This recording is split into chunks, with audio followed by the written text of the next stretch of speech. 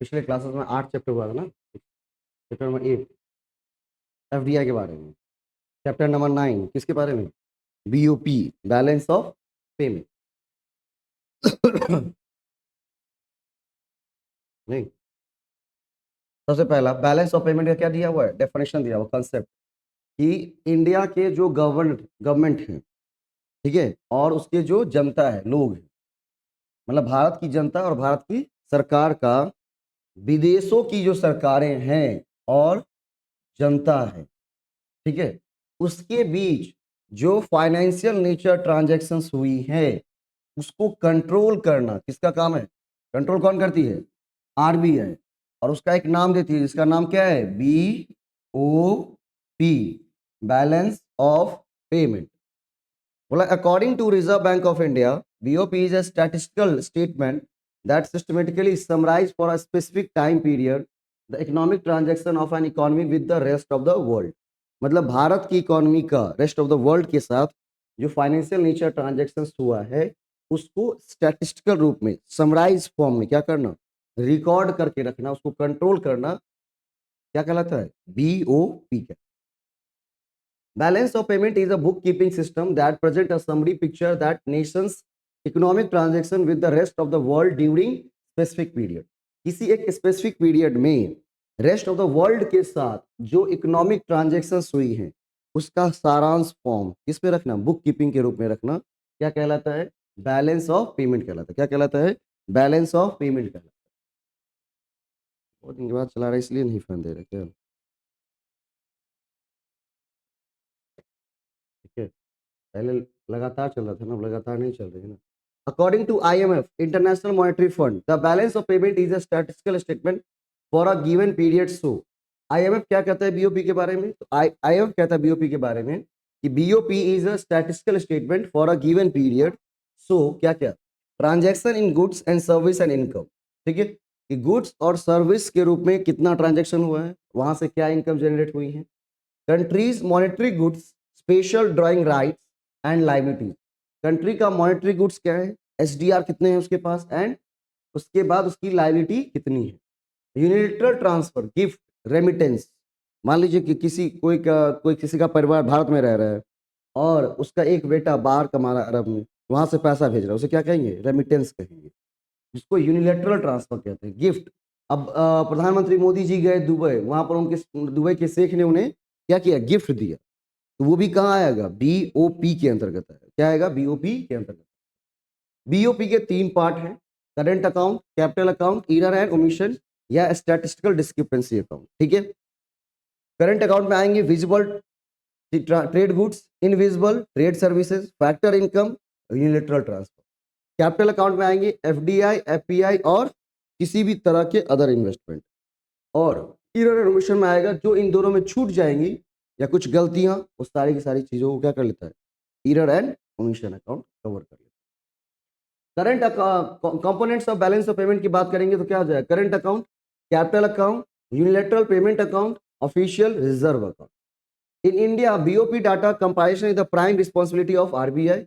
The compilation BOP data is broadly consistent with the guideline contained in the BOP manual 6th edition of IMF। पूछा गया question है कि BOP को क्या किया जाता है, जो BOP को जो कंट्रोल किया जाता है उसके लिए IMF ने जो गाइडलाइन शो किया है, उस गाइडलाइन का क्या नाम है, उस गाइडलाइन का नाम है 6th edition of IMF, BPMS, BEPMS, ठीक है।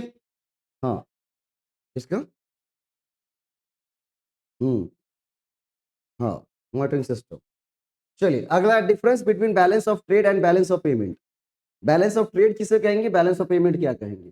बैलेंस ऑफ पेमेंट का नाम दिया जाता है बीओटी, बैलेंस ऑफ पेमेंट का नाम दिया जाता है बीओपी। बीओटी की बात करेंगे तो बीओटी में क्या होता है, export of goods minus import of goods. Export of goods से जितना पैसा हमने कमाया है उसमें से घटा देंगे किस, इंपोर्ट ऑफ गुड्स। अगर एक्सपोर्ट ऑफ गुड्स कम है और इंपोर्ट ऑफ गुड्स ज्यादा है, मतलब हमने एक्सपोर्ट करके पैसा कम कमाया है और खर्च ज्यादा किया है किसको, इंपोर्ट करके, तो वहां पर क्या हो जाएगा, बीओटी डेफिसिट में चला जाएगा। उसके होंगे BOT surplus, export of goods ज्यादा है, इंपोर्ट ऑफ गुड्स कम है, उसे क्या कहेंगे, उसे कहेंगे बीओटी सरप्लस। बीओटी क्या कहेंगे, सरप्लस। अब बात आती है बैलेंस ऑफ पेमेंट की। बैलेंस ऑफ पेमेंट में क्या क्या आएगा? तो बैलेंस ऑफ पेमेंट में आएगा balance of current account plus balance of capital account plus balance of statistical discrepancy account. Current account की बात करेंगे, current account include all international economic transaction with receipt and payment flow occurring with in a current year. इसमें आती है merchandise export and import, invisible export and import, income और factor income. ठीक है, balance of current account की बात करेंगे तो क्या हो जाएगा? Balance of trade plus net earning from invisible plus factor income plus unilateral transfer, ये होंगे balance of current account.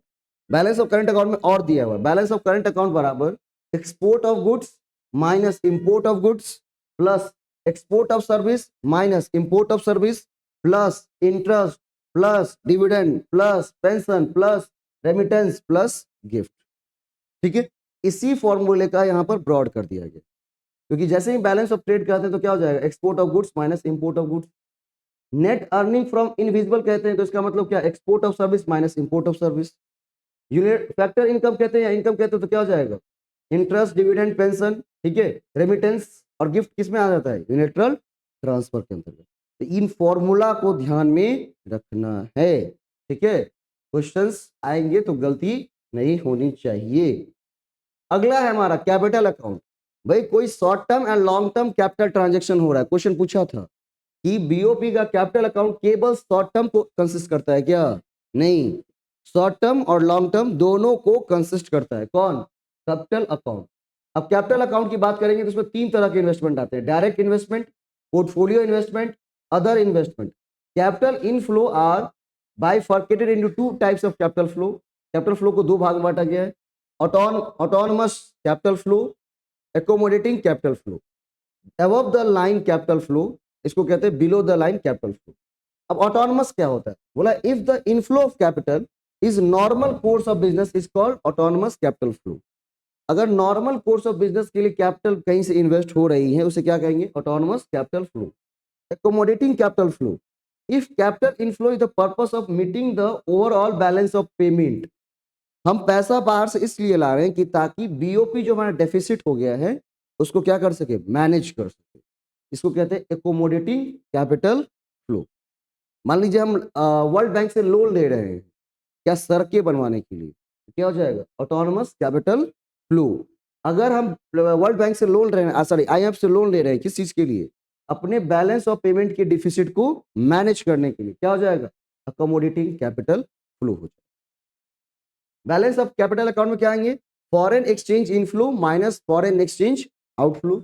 Balance of capital account capital inflow from abroad minus capital outflow to abroad. Abroad से कितना पैसा capital flow के रूप में आया, उसमें से कैपिटल आउटफ्लो कितना हमने अब्रॉड को किया है उसको घटा देंगे तो क्या जाएगा? Balance of capital account. अगली अकाउंट है एरर एंड ओमिशन अकाउंट, या इसको स्टैटिस्टिकल डिस्क्रिपेंसी अकाउंट कहते हैं। बोला it include unrecorded illegal transaction, estimate certain format, fund may lead and lag the transaction when why error and omission or statistical discrepancy arises. बोला error and omission or statistical discrepancy arises because difficulty involved in collecting BOP data. BOP data को collect करने में जो difficulty आती है इसीलिए क्या आता है? error and omission अकाउंट आता है। In India, trade figures are compiled by RBI and DGCIS, Directorate General of Commercial Intelligence and Statistics. दो लोग हैं क्या करते हैं? डाटा कलेक्ट करते हैं। जैसे किसी डाटा को दो लोगों के द्वारा कलेक्ट किया जाएगा तो उसमें डिस्क्रिपेंसी आएंगी ही, एरर ओमिशन आएगा। ठीक है, दोनों अलग अलग क्या करते हैं? बेसिस लेते हैं, अलग अलग आधार ले सकते हैं, कोई चीज कुछ छोड़ दिया कोई ले लिया, है ना। तो बोला कि it is established in Kolkata under ministry of commerce and trade. It is official organisation for collection and compilation of India's trade statistics and commercial information. ठीक है, अब मान लीजिए कोई फॉरेन एक्सचेंज आ रहा है किसके पास? आरबीआई के हाथ में। ट्रेड रिलेटेड डेटा ये दे रहा है, अब दोनों के बीच में जो डिफरेंस हो जाती है उसी को कहते हैं statistical discrepancy account. Official reserve, it is held by the monetary authority RBI. It consist monetary gold SDR allocation by the MF and foreign currency assets. Official reserve का मतलब होता है जो भारत के सेंट्रल बैंक के पास होल्ड किया गया। वो क्या क्या होल्ड करके रखता है? एसडीआर होल्ड करके रखता है, मॉनेटरी गोल्ड रखता है, फॉरेन करेंसी एसेट्स रखता है। इन सभी चीजों को क्या करता है? होल्ड करके रखता है, ताकि जब कभी जरूरत हो तो भारत सरकार को दे सके। ठीक ठीक है। और kinds of BOP, fundamental disequilibrium, structural disequilibrium, secular disequilibrium, cyclical disequilibrium, temporal disequilibrium. Of BOP दो प्रकार की हो सकती है, इक्विलिब्रियम, डिसइक्विलिब्रियम। इक्विलिब्रियम का मतलब होता है कि एफसी का इनफ्लो और आउटफ्लो दोनों बिल्कुल बराबर। एफसी आउटफ्लो फाइनेंशियल, राइट, जो क्या है फाइनेंशियल इनफ्लो और आउटफ्लो दोनों क्या है, बिल्कुल बराबर। अगर उसी में FC inflow not equal to FC outflow, ठीक है, नहीं भाई, अब क्या हो गया, इनफ्लो क्या नहीं, इनफ्लो और आउटफ्लो दोनों बराबर नहीं है, तो वहां पर दो तरह कंडीशन आती है, वहां पर क्या जाएगी, डिसइक्विलिब्रियम आ जाएगा। अब जब डिसइक्विलिब्रियम आएगा तो दो पूछेगा कि भाई पॉजिटिव डिसइक्विलिब्रियम है या नेगेटिव डिसइक्विलिब्रियम। पॉजिटिव डिसइक्विलिब्रियम का मतलब होता है कि इनफ्लो ज्यादा हुआ है, आउटफ्लो कम हुआ है। नहीं, इनफ्लो ज्यादा हुआ है और आउटफ्लो कम हुआ है, मतलब एक्सपोर्ट हम कम किए हैं, नहीं एक्सपोर्ट कम किए, एक्सपोर्ट ज्यादा किए हैं और इंपोर्ट कम किए हैं। एक्सपोर्ट ज्यादा किए तो इनफ्लो हमारे पास ज्यादा आया है, और इंपोर्ट कम किए तो आउटफ्लो कम हुआ है। और जब बीओपी डिसइक्विलिब्रियम में पॉजिटिव साइड पे होती है, उस समय क्या होता है, जब आपके पास पैसा है तो क्या करेंगे, सबसे पहले लोन का रीपेमेंट करेंगे जो आईएमएफ से लिया हुआ है, balance of transfer is official reserve account. और सबसे पहले अगर आईएमएफ से लोन लिया तो उसको क्या करेंगे, रीपेमेंट करेंगे। और अगर उसके बाद कुछ पैसा बचता है तो उसको ऑफिशियल रिजर्व अकाउंट पे ट्रांसफर किया जाएगा कि जब जरूरत होगी तो फिर वहां से ले सकते हैं। आज ज्यादा है दे दो, कल कम होगा उससे ले लेंगे। अगला है बीओपी डिसइक्विलिब्रियम नेगेटिव पोजीशन। अगर इनफ्लो कम है और आउटफ्लो ज्यादा हुआ है, हमने एक्सपोर्ट कम किया और इंपोर्ट खूब किया, ठीक है, तो पैसा बहुत बाहर जाया गया होगा। अगर उस समय क्या है, अगर नेगेटिव है तो cover from official reserve account, सबसे पहले क्या करते हैं, ऑफिशियल रिजर्व अकाउंट से पैसा लेके आते हैं, क्या करने के लिए, बीओपी डेफिसिट को मैनेज करने के लिए, डिसइक्विलिब्रियम को। अगर वहां से भी नहीं आता है तो क्या करेंगे, टेकन लोन फ्रॉम आईएमएफ, ठीक है। तो हो सकता है इसको प्रोसेस वाइज पूछ ले जा करके, तो ध्यान रखना है, ठीक है, कि अगर सबसे पहले बीओपी चेक करेंगे कि इनफ्लो और आउटफ्लो बराबर है या नहीं, बराबर है तो इक्विलिब्रियम, बराबर नहीं है तो डिसइक्विलिब्रियम। अब वहां पर दो साइड पॉजिटिव है या निगेटिव है। पॉजिटिव कब, जब इनफ्लो ज्यादा आउटफ्लो कम।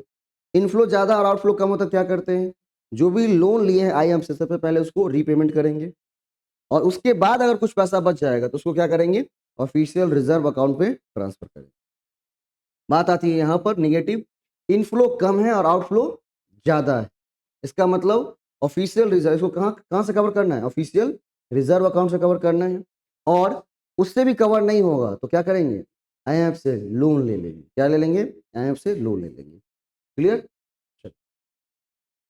ये थी बीओपी की कहानी।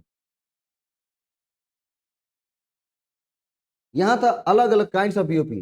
फंडामेंटल डिसइक्विलिब्रियम, मतलब it is also called price change disequilibrium because it is created from inflation. Inflation के कारण अगर कोई डिसइक्विलिब्रियम पैदा होती है उसे क्या कहते हैं, फंडामेंटल डिसइक्विलिब्रियम कहती है।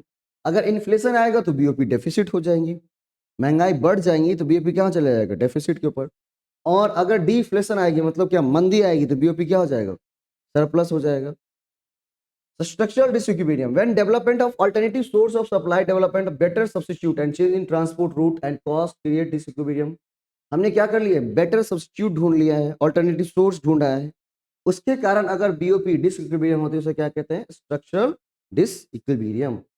अगला है secular disequilibrium, it is also called long run disequilibrium where imports being much higher than export. वहां पर इंपोर्ट्स बहुत ज्यादा है, किससे, एक्सपोर्ट से, due to aggregate demand and higher domestic price create disequilibrium is called secular disequilibrium। अगला है cyclical disequilibrium, when disequilibrium create from boom and depression is called cyclical disequilibrium। जब disequilibrium create होता है किससे, बूम और depression से, मतलब economy boom पर हो और इकोनॉमी डिप्रेशन मंदी की स्थिति में, तो उसे क्या कहेंगे, साइक्लिकल डिसइक्विलिब्रियम। अगली है हमारी temporal disequilibrium, when disequilibrium create from rapidly increases domestic demand is called temporal disequilibrium. It is also called short run disequilibrium. इसे क्या कहते हैं, शॉर्ट रन डिसइक्विलिब्रियम कहा जाता है।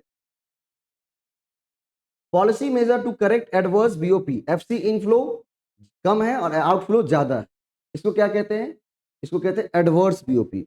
एडवर्स पीओपी को ठीक करने का पॉलिसी क्या है? Correction of BOP disequilibrium, automatic correction, deliberate measure. Automatic correction में कुछ नहीं आता है, डेलिबरेट मेजर में क्या आते हैं? दो चीज, मॉनेटरी मेजर और मिसलेनियस मेजर। मॉनेटरी मेजर में क्या आएंगे? Monetary contraction, expansion, devaluation, revaluation, exchange को कंट्रोल करेंगे। मिसलेनियस मेजर में क्या आते हैं? फॉरेन लोन ले लेंगे, है ना, incentive for foreign investment, tourism को डेवलप करेंगे, इंसेंटिव देंगे किस पे? फॉरेन रेमिटेंस के ऊपर, and import substitution. Trade measure क्या क्या है? Export promotion, import control.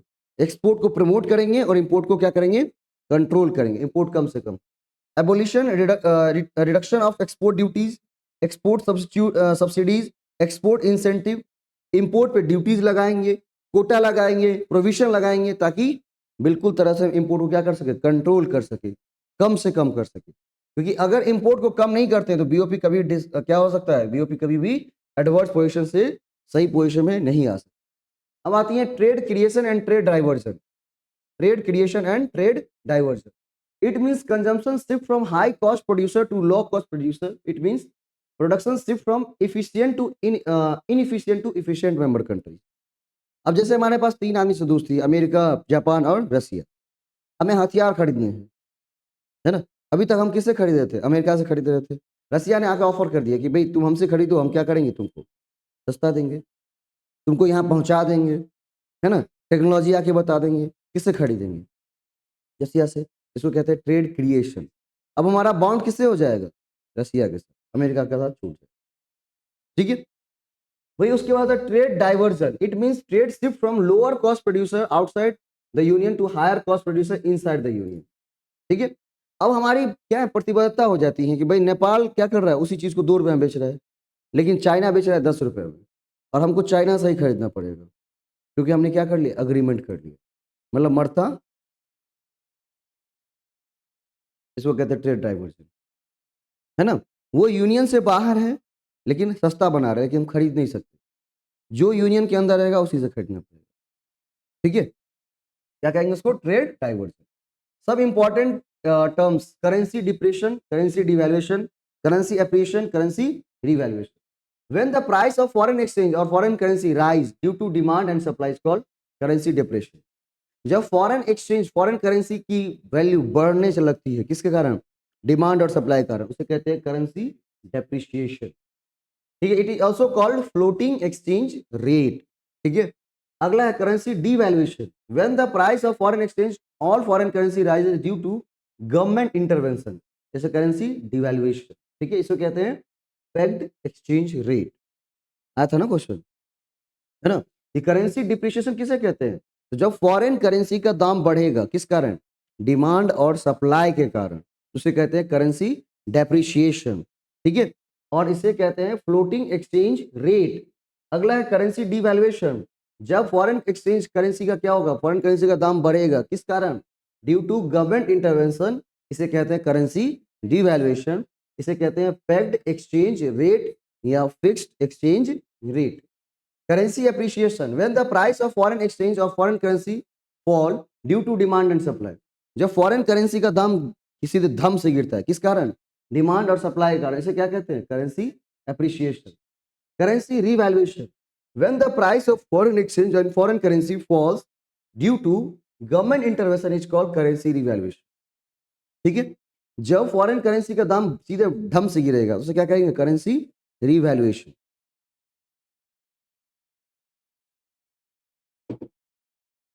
ठीक है।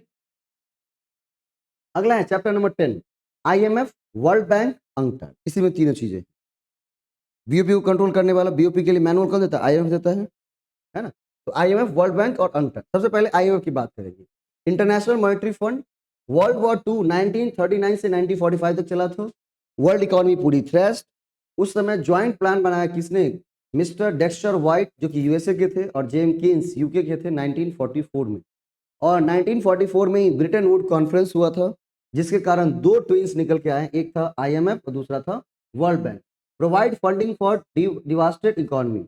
और इन दोनों का मेन उद्देश्य था कि जो भी इकोनॉमी क्रैश हो चुकी है उसको क्या करना? उसको फंड प्रोवाइड करना, ताकि वो फिर से उठ करके काम कर सके, नहीं तो पूरी दुनिया खत्म हो जाएगी।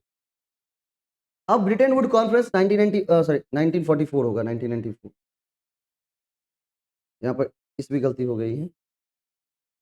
1944 कब से कब तक हुआ था? 1 जुलाई से लेकर 22 जुलाई तक। In Bretton Woods, New Hampshire, USA. Bretton Woods जगह है कहाँ पर? यूएसए का एक राज्य है न्यू हेम्सफायर, वहां पर एक जगह है ब्रिटेन वुड। जैसे बिहार, दरभंगा भारत का क्या है? राज्य बिहार, और बिहार का एक जगह है दरभंगा, इसी तरह। अब वहां पर वर्ल्ड बैंक, जिसको क्या कहते हैं आप? IBRD, international bank for reconstruction and development, and world Bank group की बात आ जाती है तो ये चारों आ जाए, पांचों आ जाएंगे। IBRD, IDA, IFC, ICCID and MIGA. ठीक है, चलते हैं IMF के बारे में पढ़ते। International Monetary Fund, fund 1944 result to Bretton Woods conference. कब निकल के आया है? 1944 में। किसके कारण? ब्रिटेन वुड कॉन्फ्रेंस के कारण। स्टैब्लिश हुई है 27 दिसंबर 1945 को 29 कंट्रीज के साथ, जिसमें इंडिया भी था। स्टार्टेड ऑपरेशन 1 मार्च 1947। Headquarter Washington DC, USA। First borrower country France. इससे पहला लोन लेने वाला कंट्री कौन है? फ्रांस है। इसकी मुद्रा SDR है। 1969 में, ठीक है, 1969 पेपर गोल्ड, जिसको आप SDR कहते हैं। प्रेसिडेंट कौन है? Kristalina Georgieva. मेंबर कितने? 190 countries. Recent member principality of Andorra. 16 अक्टूबर 2020 को नए मेंबर जुड़े हैं, जो कि पहले 189 थे। एंडोरा जब से जुड़ा तो 190 हो गया। कब जुड़ा है? 16 अक्टूबर 2020 को।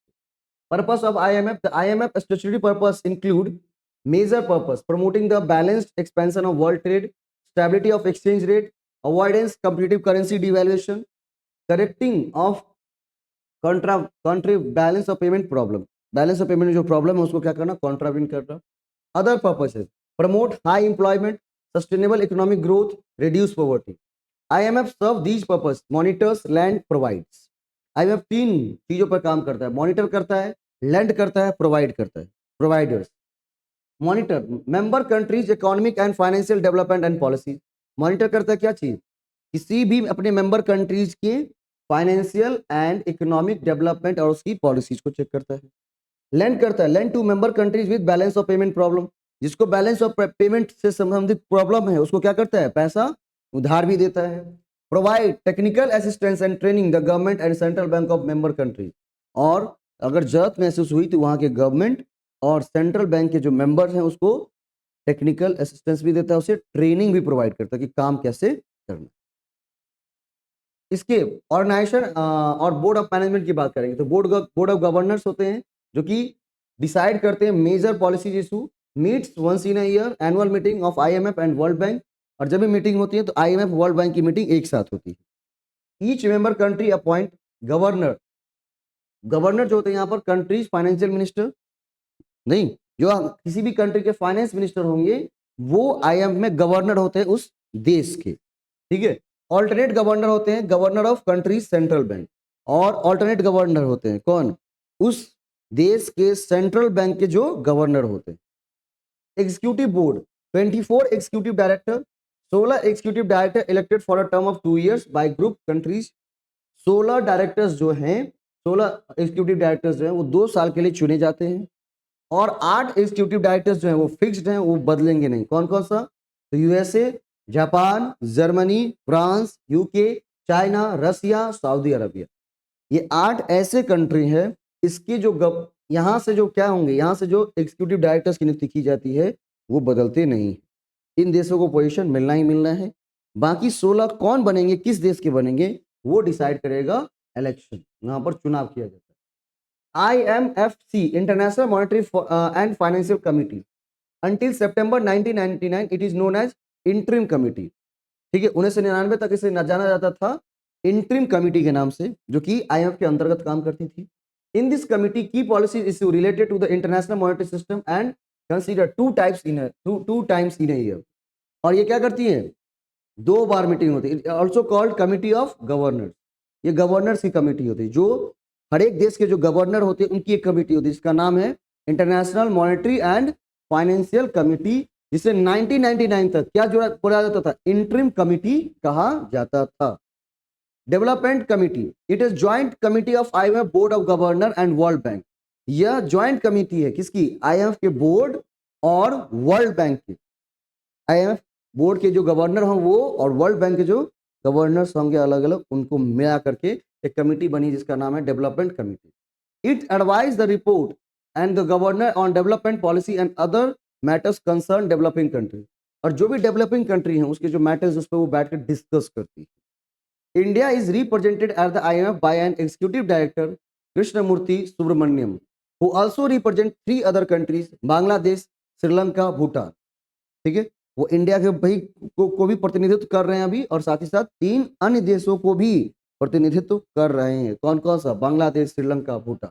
SDR की बात करेंगे। SDR allocation, what are they and how are they used? What is an SDR?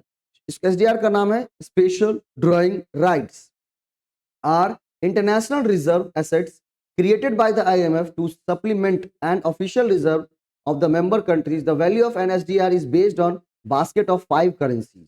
ठीक है, SDR स्पेशल ड्राइंग राइट्स का मतलब कि IMF का एक कॉमन करेंसी है जिसको लेकर के आप कहीं भी व्यापार कर सकते हैं। डॉलर नहीं चलेगा, SDR चलेंगे। ठीक है, how are SDR used? SDR allocated to IMF member countries in proportion of their relative share in the IMF. उनका जो से अपना हिस्सेदारी है IMF के अंदर, उसी बेस पे क्या निर्धारित किया था? SDR निर्धारित किया था। Countries can exchange SDR for hard currency with other IMF member. क्या कर सकती है? IMF के जो मेंबर हैं वो SDR को एक्सचेंज कर सकते हैं। अगर मान लीजिए हम SDR दे दिए किसी को, USA को, तो वहां से हमको डॉलर मिल जाएगा। किसी और देश की मुद्रा चाहिए तो वो भी मिल जाएगा आपको। SDR weighted from these currency, सबसे पहला USA dollar, then European nation euro, China का युआन, जापान का येन, यूके का पौंड। ये जिस फेज में लिखा हुआ इसी फेज में याद भी रखना है।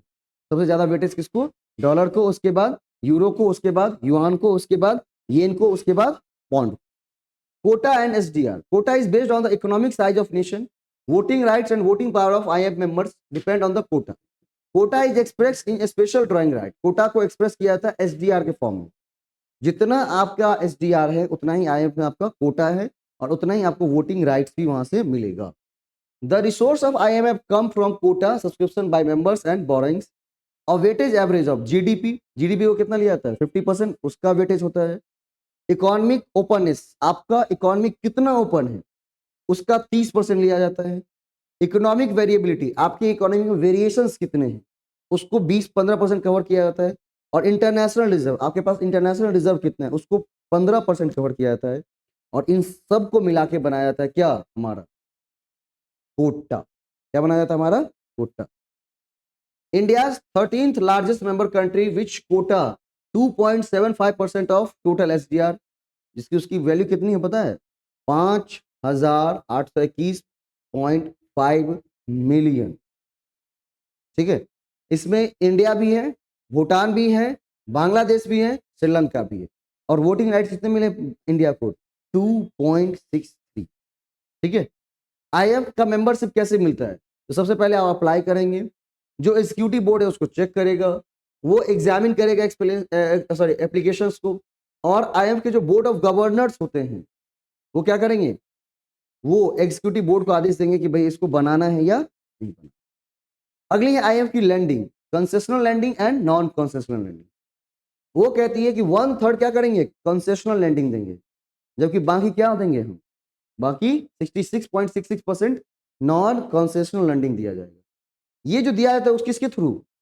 PGRI, poverty reduction and growth trust, और ये दिया जाता है जनरल रिसोर्स अकाउंट क्रेडिट। ठीक है, दोनों के जो देने के तरीके हैं वो दे दिया है यहाँ पर। नॉन कंसेशनल लैंडिंग की 5 स्कीम है, SBA, EFF, FCL, PLL, RFI। इसके ईयर याद रखें, 1952, 1974, 2009, 2011, 2011। SBA बोले तो स्टैंड बाय अरेंजमेंट 1952 में। किसके लिए? Start to medium term assistance, छोटे समय के लिए आपको सहायता चाहिए तो आपको क्या मिल जाएगा? SBA मिल जाएगा। एक्सेस लिमिट कितनी है? आपके कोटा का 145%। रीपेमेंट शेड्यूल 3.5 सवा 3 साल से लेकर के 5 साल में आपको सधा देना है। इंस्टॉलमेंट कैसे लगता है? Quarterly. EFF, extended fund facility, extended fund facility कब मिलता है? लॉन्गर टर्म के लिए। SBA कब मिलेगा? शॉर्ट टर्म के लिए। EFF कब मिलेगा? लॉन्ग टर्म के लिए। एनुअल कितना? 145% ऑफ कोटा। रीपेमेंट शेड्यूल 4.5 साल से 10 साल तक। इंस्टॉलमेंट सेमी ईयरली 6 महीने पर लगेगा। अगला है FCL फ्लेक्सिबल क्रेडिट लाइन, कब शुरू हुई थी? 2009 में। कब मिलेगा? All BOP need either potential और एक्चुअल। भाई आपको बीओपी की नीड है, बीओपी डेफिसिट चला गया, आपको नीड है, तो आपको क्या मिल जाएगा? FCL मिल जाएगा, फ्लेक्सिबल क्रेडिट लाइन वहां पर मिल जाता है। एक्सेस लिमिट क्या है? कोई लिमिट नहीं है, जितना चाहिए उतना मिल जाएगा। रीपेमेंट शेड्यूल 3.5 साल से लेकर 5 साल तक, installment quarterly. PLL precautionary liquid line 2011, कब मिलेगा? Instrument countries with bound economic and fundamental policy. ठीक है। Access limit 125% of quota for 6 months. ठीक है, 6 महीने के लिए कितना मिलेगा? 125% ही मिलेगा। फिर 250% ऑफ कोटा 1 से 2 साल के लिए मिल जाएगा। मतलब धीरे धीरे आपकी बढ़ाई जाएंगी, सीधे एक ही बार नहीं दे दिया जाएगा पैसा। इंदिरा आवास की तरह पहले क्या करिए? लिंटर करिए, फिर छत करिए, तो फिर पैसा मिलेगा, फिर पैसा मिलेगा, फिर पैसा मिलेगा, इस तरह। PLL। ठीक है। अगला है RFI rapid financing instrument. Urgent need है तो क्या मिल जाएगा? RFI मिल जाएगा। ठीक है। एक्सेस लिमिट कितना है? 37% कोटा, नहीं क्यूमुलेटिव में 75%, मैक्सिमम कितना? 75 मिल सकता है। ठीक है। IMF given the loan low income countries LIC at 0% interest rate, concessional interest rate through PGRT poverty reduction। PGRT क्या हो जाएगा? PG PGRT था ना, PGR है पॉवर्टी रिडक्शन ग्रोथ ट्रस्ट, और यहाँ पर क्या है? PGRT। एक बार इसका फुल फॉर्म देख लीजिएगा, PGRT कंसेशनल रेट। इसमें कौन आती है? मेजर स्कीम और सप्लीमेंट्री स्कीम। मेजर स्कीम में क्या आ जाएगा? ECF, SCF, RCF, इधर क्या आ जाएगा? PSI और SMP। ठीक है। Extended fund facility, support to LIC for protected BOP, 0% interest, grace period कितना मिलता है? 5.5 साल तक। 5.5 साल तक पैसा नहीं देना, उसके बाद पैसा देना शुरू करना। मैच्योरिटी कितने साल तक? 10 साल तक। Stand by credit facility. ठीक है। शॉर्ट टर्म सपोर्ट किसको देगा? LIC को। LIC मतलब लो इनकम कंट्रीज को। इंटरेस्ट रेट कितना? 0% इंटरेस्ट रेट, लेकिन उसमें क्या लगेगा? 0.15% सर्विस रेट लगेगा। ग्रेस पीरियड कितने इसका है? 4 साल का। मैच्योरिटी 8 साल। रैपिड क्रेडिट फैसिलिटी वीक और for urgent BOP problem, urgent BOP problem है तो उसको मिलेगा 0% इंटरेस्ट रेट। ग्रेस पीरियड कितना? 5.5 साल। फाइनेंशियल मेजोरिटी कितने साल की? 10 साल की। अगला है PSI policy support instrument. The PST is designed to promote close policy dialogue between the IMF and member country, normally semi annual fund assessment for the member economies and financial policy. Time period 1 से लेकर 4 year, maximum 5 year तक। क्या मिलेगा आपको? Policy support instrument मिलेगा। अगर आपको काम करने में दिक्कत आती है तो आपको सपोर्ट भी प्रोवाइड करवाया जाएगा IMF के द्वारा, क्योंकि BOP को क्या करना है? मैनेज करना, कंट्रोल करना, और उसके लिए जो मैनुअल प्रोवाइड किए जाते हैं, गाइडलाइन प्रोवाइड किए, किसके प्रोवाइड किए जाते हैं? IMF के। तो IMF क्या करेगा? सपोर्ट भी प्रोवाइड करेगा। Staff monitoring program, it is a formal agreements between member countries authority economy program. Time period कितना होता है? 6 से लेकर 18 महीने तक। Concessional lending, access limit annual cumulation दिया हुआ है, 70% of quota, 225% of quota. Emergency में कितना? 100%। यहाँ इमरजेंसी आ जाएगा तो 300% कोटा मिलेगा। की पब्लिकेशन ऑफ IMF के कौन कौन सा की पब्लिकेशन है? World economic outlook report, global financial stability report and physical monitor. International liquidity की बात करते हैं। बोला the aggregate stock of international acceptable assets, Boolean. Boolean जानते हैं ना? मारेंगे। Boolean is the physical gold and silver high purity that is kept in the form of bar and coin. ठीक है। कॉइन और बार के फॉर्म में जो गोल्ड और सिल्वर को रखा है तो उसे क्या कहते हैं? बुलियन कहते हैं। ठीक है। International borrowing, commercial credit, operation hard currencies, foreign securities, SDR, ये सब कहां पे आती है? इंटरनेशनल लिक्विडिटी में आती है। Which is hold by the central bank in the world to settle the deficit balance of payment is called international reserve या लिक्विडिटी। ठीक है। ये सारी चीजें आएंगी, bullion, international borrowing, commercial credit, इसका नाम याद रखिएगा, वही पूछेगा वो। इंटरनेशनल लिक्विडिटी किन किन चीजों को इंक्लूड करता है? तो बुलियन को करता है, इंटरनेशनल बोरोइंग को करता है, कमर्शियल क्रेडिट को करता है, ऑपरेशन हार्ड करेंसी को करता है, फॉरेन सिक्योरिटीज को करता है, और SDR। ये सारे क्या होते हैं? इंटरनेशनल लिक्विडिटी रिजर्व होते हैं, जो कि भारत के RBI के हाथ में होती है। ठीक है। Types of international liquidity, conditional and unconditional. Conditional में क्या? बोरोड फंड, और अनकंडीशनल में क्या? Countries gold, foreign exchange surplus, SDR, private holding of international assets. International payment mechanism, international payment mechanism क्या है? First line of international liquidity, पहले gold देंगे, SDR, foreign exchange. Second line of international liquidity क्या होता है? Working balance of foreign currencies, international trade credit, short term foreign assets, long term but realized foreign bonds, stabilization loan and accumulation facilities provided by the other country. ठीक है। Foreign exchange of India, foreign exchange of India में क्या है? FCA, SDR, gold hold by RBI and reserve tranche position in IMF. ये tranche क्या होता है? ट्रांचे का मतलब होता है taken loan from IMF by the member country is called tranche. कितना लोन आप ले सकते हैं उसको कहते हैं ट्रांचे। ठीक है। अब रिजर्व ट्रांचे क्या होता है? लोन टेकन विदाउट परमिशन, इसको कहते हैं reserve tranche. Loan taken up to quota, और इसमें कितना ले सकते हैं आप? कोटा तक ही लोन ले सकते हैं बिना किसी परमिशन के। मतलब उसके जो एग्जीक्यूटिव बोर्ड होते हैं, बोर्ड ऑफ गवर्नर्स होते हैं, उसकी परमिशन की रिक्वायरमेंट नहीं होती है। किस चीज में? रिजर्व ट्रांचे के अंतर्गत। लेकिन अगर आपको क्रेडिट ट्रांचे चाहिए तो ये loan taken with permission and loan taken more than quota, यहां पर विद हो जाएगा। ठीक है। क्रेडिट ट्रांचे में क्या हो जाएगा? विद, विद लिखा हुआ है ना, विद हो जाएगा। ठीक है। Loan limit 25% of quota, gold tranche, 25% is 100% of quota, reserve tranche, 100% is 200 credit tranche, and above 200 fundamental disequilibrium के पोजीशन में ही उतना लोन आपको मिलेगा। अगली नाम है किसकी? वर्ल्ड बैंक की, IBRD, international bank for reconstruction and development. IBRD अगर बोलेंगे तो कौन सा? 1944, establish 1945 and start operation in 1946। Headquarter कहां पर है? Washington DC. चेयरमैन कौन है? David Malpass. Member countries 189। Mission to end extreme poverty. इसका क्या हो गया? अब कौन है? अजय बागा। तो अजय बागा हो जाएंगे। अजय बागा, देखो तो चेक करके।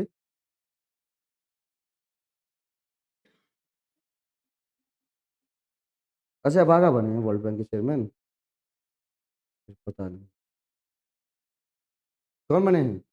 जल्दी भाई।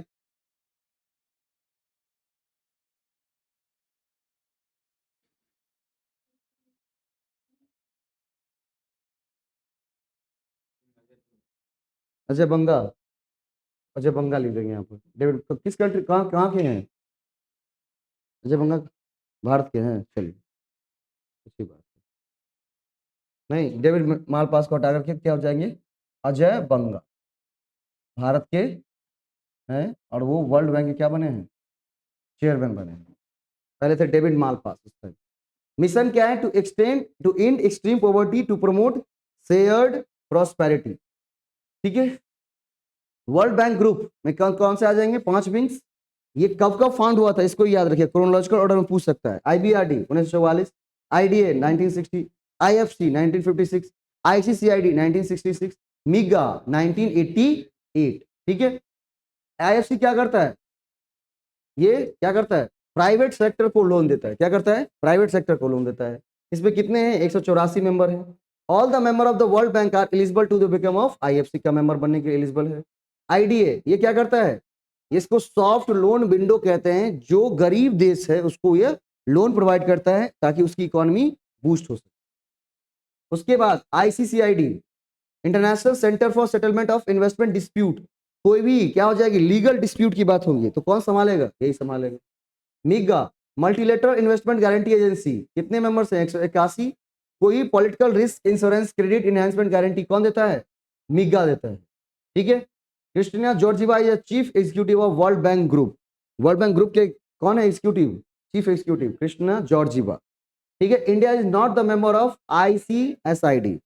आईसीएसआईडी को छोड़कर भारत सभी का क्या है? मेंबर है। अगला है आपका UNCTAD, United Nation conference on trade and development, establishment 1964, headquarter Geneva Switzerland, meeting once time in 4 year, 4 साल में एक बार। ये किसके लिए बनाया गया था? It's reason for establishment to provide a forum of developing country, developing country को फोरम प्रोवाइड करना ताकि वो अपनी प्रॉब्लम को डिस्कस कर सके और अपनी इकोनॉमी को डेवलप कर सके। ठीक है।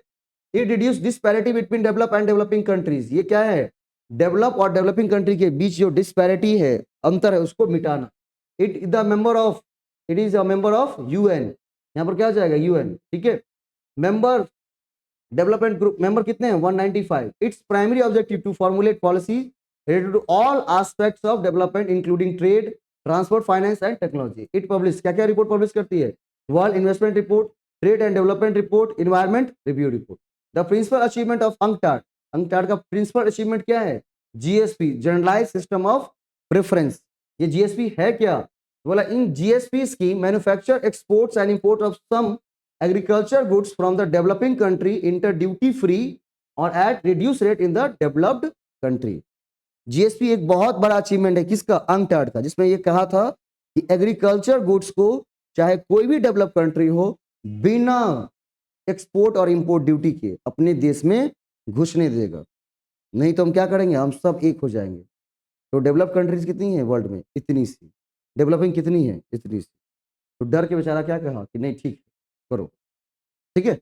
In 1970 and 1980, UNCTAD was closely associated with the idea of NIEO, New International Economic Order.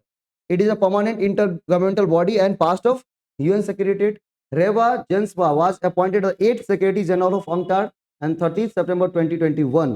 He is the first woman to hold this position in the history of the organization. ठीक है, रेबका Greenspan, ठीक है नाम है, पहली महिला है जो इस ऑर्गेनाइजेशन की पहली महिला चेयरमैन बनी है, ठीक है। अंकटाड 15 सेशन कहाँ होने वाला है, 3 से 7 अक्टूबर 2021 में कहाँ हुआ था, बारबाडोस जिनेवा स्विट्जरलैंड में। किस मोड में, ऑनलाइन मोड में हुआ था। अब कौन सा कब होगा, 2025 में होगा, ठीक है। UNCTAD 15 present opportunity to develop community online 2030 agenda and sustainable development with the global new normal created by the कोविड-19 पेंडेमिक। बात किसी की थी, 2030 जो एजेंडा है, 2030 एजेंडा किसे कहते हैं, सस्टेनेबल डेवलपमेंट गोल्स। कितने गोल हैं, बहुत बढ़िया। अगला है हमारा क्या, WTO। कौन सा है, WTO। थोड़ा सा आज आप लोग भी पढ़िए WTO के बारे में, ठीक है। वर्ल्ड ट्रेड ऑर्गेनाइजेशन, ठीक है, दुनिया भर में व्यापार कराने वाली क्या संस्था का नाम है WTO, आपके लिए काफी महत्वपूर्ण है, ठीक है। The WTO is the only international organization that deal with the global rules of trade between nations. दो राष्ट्रों के बीच में व्यापार कराने के लिए जो रूल बनाती है उसका नाम क्या है, वर्ल्ड ट्रेड ऑर्गेनाइजेशन। WTO का हिस्ट्री है क्या, इन 1994 Britain Woods conference recommended establishment of IMF, world bank and WTO, but ITO was not enforce that, ठीक है। बट WTO नहीं स्थापित हुई, क्या हुई, ITO स्थापित हुई, इंटरनेशनल ट्रेड ऑर्गेनाइजेशन, जिसने किसको रिप्लेस, जिसने किसको बनाया, गट को। गट बोले तो general agreement of tariff and trade, जो कि साइंड हुई थी 23 नेशन के बीच में, कहां पर, जिनेवा में 1947 13 अक्टूबर, ठीक है। और 1 जनवरी 1947 से, नहीं एक मिनट इसका कुछ 1948 हो गया, यहाँ पर 1948 है ना, हाँ यहाँ पर 1948 है। 13 अक्टूबर 1947 को साइन हुई थी और शुरू कब से हुई, 1 जनवरी 1948 को। The international trade system during the pre WTO era was guided by rules and process agreed by GATT. जो मतलब अगर जब तक WTO नहीं बनी थी तब तक ट्रेड के रूल्स को कौन क्या करता था, GATT. GATT was replaced by WTO and 1 जनवरी 1995 through 8 round meeting, Uruguay round 15 दिसंबर 1993, ठीक है। गट का 8वां राउंड हुआ था, मीटिंग हुआ था, कहां पर, उरुग्वे में 15 दिसंबर 1993 को, और वहीं पर साइन किए गए क्या, WTO के अग्रीमेंट, ठीक है। इस्टेब्लिश हो गई क्या अब 1 जनवरी 1995 को WTO, और हेडक्वार्टर कहां पर है, जिनेवा स्विट्जरलैंड में। मेंबर कितने हैं, 164। रिसेंट मेंबर कौन बना है, अफगानिस्तान, कब, 2016 में। ऑफिशियल लैंग्वेज क्या क्या है इसकी, of English, Spanish and French, मतलब इसकी कोई भी नोटिफिकेशन आएंगे 3 लैंग्वेज में पब्लिश की जाएगी, इंग्लिश, स्पेनिश, फ्रेंच। चेयरमैन कौन है, रोबोट्रो। मोटो, मोटो क्या है, रेगुलेटेड इंटरनेशनल ट्रेड, क्या करेंगे, इंटरनेशनल ट्रेड को रेगुलेट करेंगे। ऑब्जेक्टिव क्या है, trade as far as possible, भाई इतनी मदद करना कि ट्रेड ज्यादा से ज्यादा हो सके। To achieve further liberalization graduative through negotiation, अगर कोई दिक्कत होती है तो निगोशिएशन भी करना, क्योंकि व्यापार करने के लिए अगर निगोशिएशन भी करना पड़े तो क्या करना चाहिए, करना चाहिए। Through setup and impartial means of setting dispute, अगर कोई डिस्प्यूट उत्पन्न हो जाती है दो देशों के बीच में तो उसको भी क्या करना है, सेट करना है, मतलब उसको सेटलमेंट करवाना है।